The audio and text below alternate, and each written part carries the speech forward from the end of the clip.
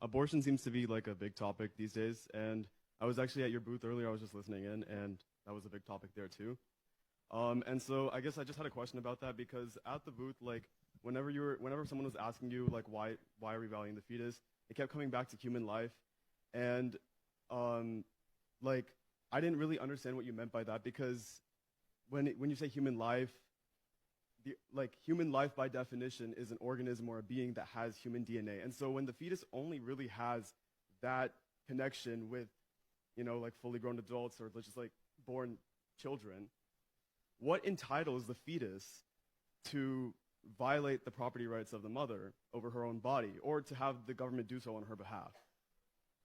Does that baby have unique DNA? Yeah. So by your own definition, that should be worthy of protection, right? No, I don't believe that DNA has moral value. Oh, okay, got it. So when does human life begin?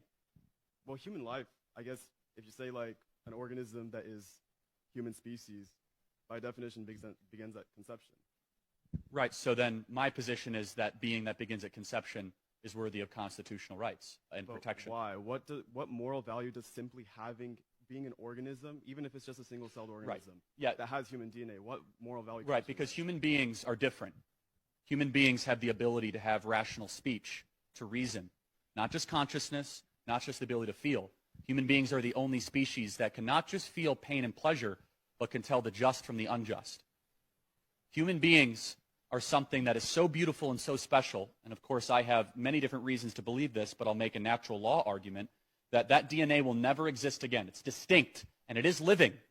And if allowed uninterrupted growth, that human being will hopefully mature into something just like you have. And we're all abortion survivors, aren't we?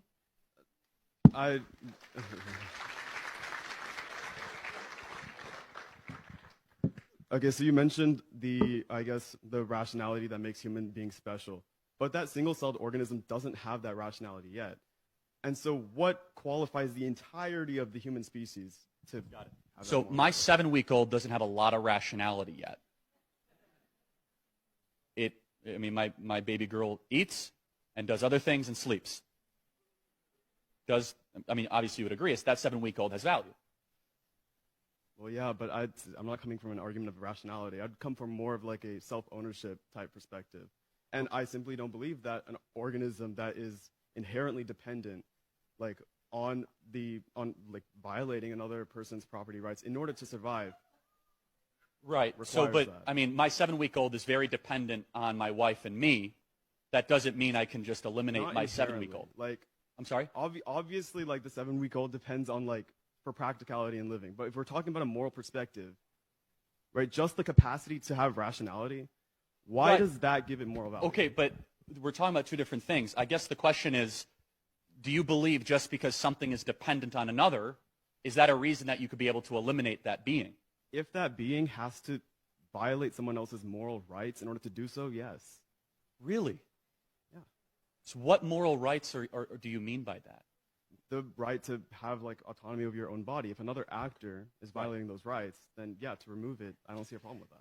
Got it. So bodily autonomy would be more important than another being being able to live a full life. Yeah, I would value a being that has the right to property over one that doesn't have a right to property yet. Got it. Just because the being is older and not in the womb and bigger. And also because the being is a person and not just an organism. Okay, but if that being's 1 week old, it's more than a single cell organism. Yeah, but that person, that 1 week old still has autonomy over themselves, at least at 1 week old. Has an inherent Got it. Okay. Natural autonomy over themselves. So this is where we have clarity but not agreement. Here's the problem, okay? Morality that built the West and the morality that I'm going to defend tonight is that 1 week old can't defend themselves, so stronger, bigger people not in the womb need to insert themselves to make sure that 1 week old is not terminated by people that are just happen to be older and bigger than them. Is that regardless of size, as soon as that life begins, which you agreed it starts at conception, that being deserves constitutional rights, uniquely and fearfully made. And it's the question of the morality of a society, of what we're willing to do when that being comes into existence. Because human life is special. Human life is different than dolphins. It's different than chimpanzees. We not just have the ability to reason, and I'm going to make an argument you might not agree with. Yes, human beings have a soul.